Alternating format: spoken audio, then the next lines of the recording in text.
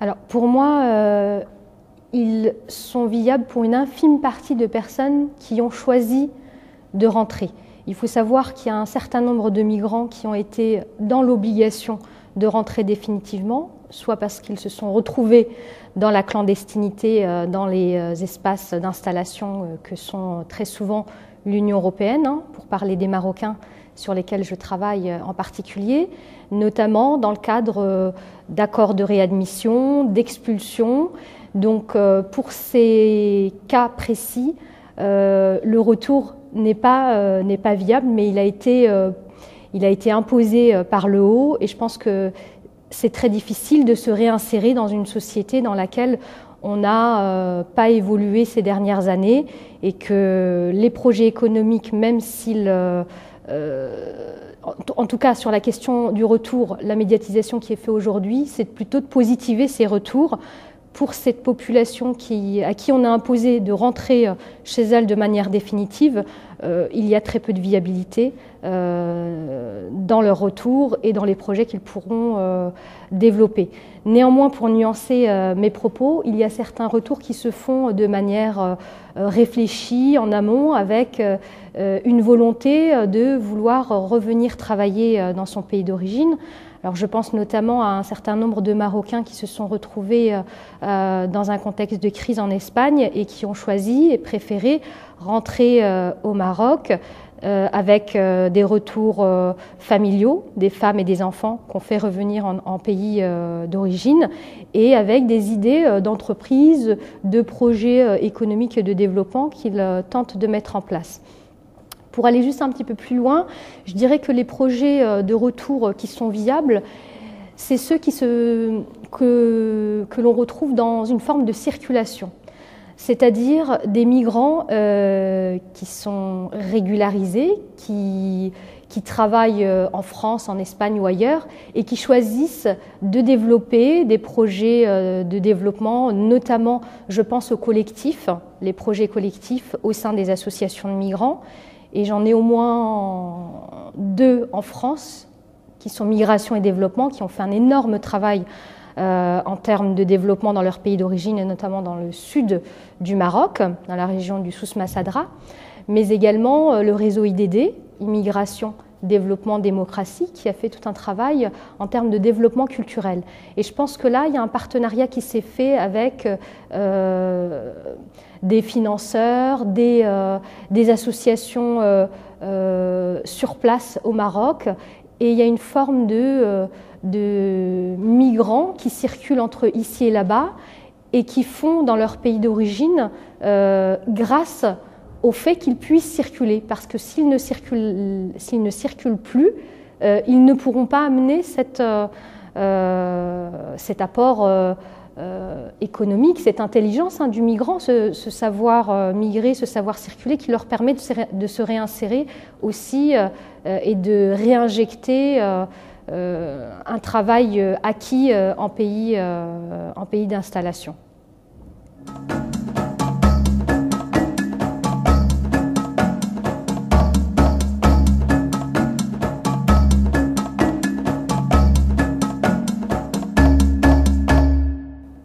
Alors d'abord, je voudrais revenir, si vous me le permettez, sur la notion de migration circulaire, qui pour moi est une notion qui est beaucoup plus connotée politiquement, et moi je lui préfère celle de circulation migratoire, qui est beaucoup plus neutre et beaucoup plus solide scientifiquement. La migration circulaire est pour moi un outil de gestion des migrations et notamment de la gestion des flux migratoires. Elle impose aussi le contrôle des frontières, une certaine forme de migration choisie. Tout ça pour vous dire que c'est un système gagnant-gagnant qui se met en place autour de la migration circulaire, gagnant-gagnant pour le pays d'installation et pour le pays de départ. Je vais prendre l'exemple de la migration saisonnière féminine marocaine sur laquelle je travaille.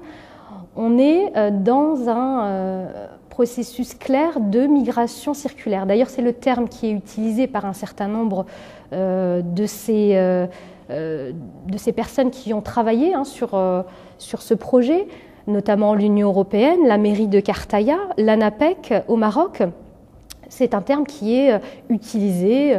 défendu et assumé. Et ça permet donc un utilitarisme économique, puisque en Espagne et dans la province de Huelva plus particulièrement, la fraise peut être cueillie avec un choix de ces migrantes qui se fait directement dans le pays d'origine, donc de la migration choisie, une politique clairement sexuée, on fait venir des femmes et non des hommes, avec aussi une forme, derrière cette migration choisie, une forme de discrimination, de segmentation, de ségrégation aussi, puisque ces femmes, on les choisit avec enfants, donc avec attache familiale, et ce qui impose à ces femmes de rentrer au bout de 3 mois dans leur pays d'origine, puisqu'elles ne vont pas pouvoir laisser leurs enfants à long terme. Donc très peu de clandestines finalement, et donc ça permet en retour au Maroc un développement économique. En tout cas, c'est ce qui est souhaité dans cette forme de migration circulaire qui a été mis en place entre le ministère de l'Emploi au Maroc et la mairie de Cartaya en Espagne, financée par l'Union européenne. Et donc derrière cette gestion des flux migratoires clairement sexués, on voit bien que la réalité elle est tout autre, parce que par exemple en situation de crise comme l'est actuellement l'Espagne, le choix de ces femmes, le nombre de ces femmes a été très fortement réduit, presque divisé par 10 en quelques années, puisque aujourd'hui on parle de à peu près 2000 femmes qui vont pouvoir venir, donc des femmes d'une certaine manière qui se sont fait léser par cette migration circulaire auquel elles ont au départ cru, puisqu'elles se sont dit que si elles rentraient dans leur pays d'origine, elles étaient de manière assez automatique, elles pouvaient revenir l'année suivante. Donc ce qui n'est pas aujourd'hui possible. Donc une forme d'utilitarisme économique et migratoire, donc c'est une notion qui est développée par un certain nombre de sociologues, notamment Alain Maurice, qui nous dit que on veut le travailleur, mais on ne veut pas s'encombrer de ses droits, de son intégration économique et sociale et culturelle en pays d'installation. Et on a une forme assez paradoxale aujourd'hui dans le monde, mais qu'on voit bien entre l'Espagne et le Maroc, puisque c'est ce qui nous intéresse aujourd'hui. Une mondialisation des flux migratoires importante, une mondialisation aussi économique, sociale et culturelle, et paradoxalement et de manière assez contradictoire, une volonté des politiques de restreindre ces mobilités, et notamment des gens les plus pauvres qui se trouvent donc dans le sud de la Méditerranée, et le Maroc en fait partie.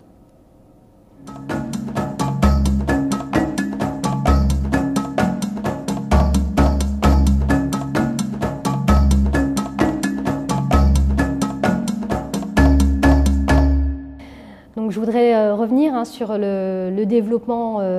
en origine. Alors effectivement, la migration circulaire implique le développement en origine, et je vous parlais tout à l'heure d'un système gagnant-gagnant qui se fait entre le pays d'immigration, donc l'Espagne, qui développe son économie grâce à une main-d'œuvre malléable, docile et flexible et temporaire. Et en échange, le Maroc devrait voir un développement se faire dans son espace d'origine. Alors en réalité, l'impact il est très fortement positif pour les pays d'immigration, mais il l'est très peu pour les espaces qui envoient cette main-d'œuvre, et l'équation du développement est beaucoup moins évidente, même si il y a réellement amélioration des niveaux de vie. Ces femmes peuvent gagner 10 fois le salaire qu'elles peuvent se faire au Maroc habituellement. Certaines, très rarement, ont pu construire des maisons, mais j'ai très peu vu dans les travaux que j'ai effectués des femmes qui ont pu organiser, structurer une coopérative ou un projet économique viable sur du long terme. Je voudrais également avancer une seconde idée qui me semble importante sur la question de une idée reçue pour moi, qui est qu'effectivement, quand il y a développement en pays d'origine, les flux migratoires sont freinés. Alors, un certain nombre de chercheurs ont montré que quand un pays commençait à se développer, on voyait au contraire, au départ, une forte mobilité. Et que c'est ensuite que la migration est plus ou moins freinée. Donc il faut aussi faire attention à ce qu'on peut entendre derrière la question du développement et l'idée que le développement permet de freiner ces flux migratoires et ces migrants. Enfin, peut-être pour conclure, j'aurais envie de dire que le développement en origine, c'est aussi la question du co-développement en réalité, et que le co-développement est véritablement d'abord un outil de contrôle des flux migratoires, et il a pour objectif de développer les pays d'émigration pour réduire ces migrations. Donc, je vous l'ai dit, moi, mon hypothèse, elle est de dire que ce n'est pas en développant le pays d'origine que les flux vont s'arrêter, ce n'est pas en expulsant des migrants qui se retrouvent dans la clandestinité qu'on va freiner les migrations internationales. Je pense que c'est la circulation, la régularisation des migrants qui fait qu'aujourd'hui on peut développer aussi ces espaces d'origine. C'est-à-dire, c'est un travail qu'on essaye de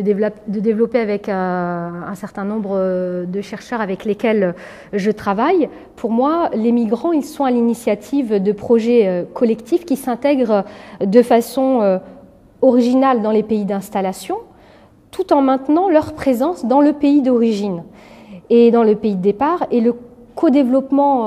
que je qualifierais de co-développement institutionnel, celui qui, avec l'arrière-pensée, est de freiner les flux migratoires, est un frein pour moi à cette forme d'intégration. Donc plus on circule et mieux on s'intègre dans nos espaces d'arrivée et dans notre espace d'origine. Plus on fait en France et en Espagne, et mieux on est au Maroc. Et plus on fait au Maroc, et plus on s'intègre mieux en France et en Espagne et ailleurs dans le monde. Donc c'est vraiment dans ces nouvelles formes circulatoires qu'une forme de citoyenneté active, on parlait ce matin de la double présence, de la coprésence et de cette double absence de saillade qui disparaît au fil du temps dans ces nouvelles figures de migrants et dans ces nouvelles formes circulatoires. Moi j'y crois réellement, et je pense que cette citoyenneté active qui se fait entre l'espace d'origine et l'espace d'arrivée, cette intégration par le bas, cette citoyenneté transnationale, donc c'est des termes sur lesquels on essaye de travailler aujourd'hui, elle se fait grâce à la régularisation des migrants et grâce à la circulation qui se fait entre ces différents pays et non pas en expulsant, en bloquant aux frontières, en réadmettant des migrants qui sont en clandestinité dans les pays du Nord. Voilà.